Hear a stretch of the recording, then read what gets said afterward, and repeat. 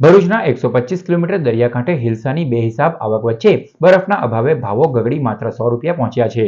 માછેર Raja king of ફિશના ઉપનામથી જગવિખ્યાત ભરૂચની હિલસા માછલી આ વખતે કોડીઓના દામે આવી ગઈ છે। રાજ્યમાં વહેલા વરસાદે દરિયાના ખારા પાણીમાંથી નદીના મીઠા પાણીમાં આવતી હિલસા માછલીને અનુકૂળ વાતાવરણ પૂરું પાડ્યું હતું। ભરૂચ જિલ્લાના 25,000 માછીમારોએ દેવપોઢી એકાદશીથી દરિયાઈ દેવને અને નર્મદા મૈયાના પૂજન કરીને વિધિવત માછીમારીની મોસમનો શુભારંભ કર્યો હતો। વહેલા વરસાદ અને વધારાના જુવાળે માછીમારોને હિલસાની મબલક આવક થતાં ગેલમાં લાવી દીધા હતા। પ્રતિ કિલોએ હિલસાનો ભાવ ₹1200 પહોંચ્યો હતો।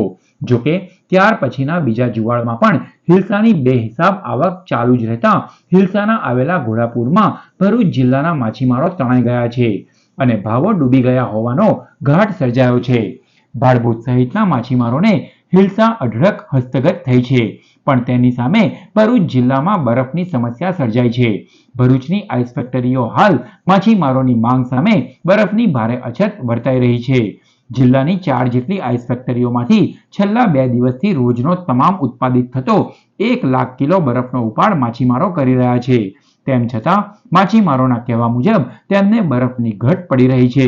માછલીઓના સ્ટોરેજ અને કન્ટેનરોમાં ટ્રાન્સપોર્ટ માટે બરફ નહીં મળતા કેટલાય માછીમારોને પકડેલી હજારો માછલીઓને ફેંકવાનો વારો આવ્યો છે। વિકી જોશી, ચેનલ નર્મદા।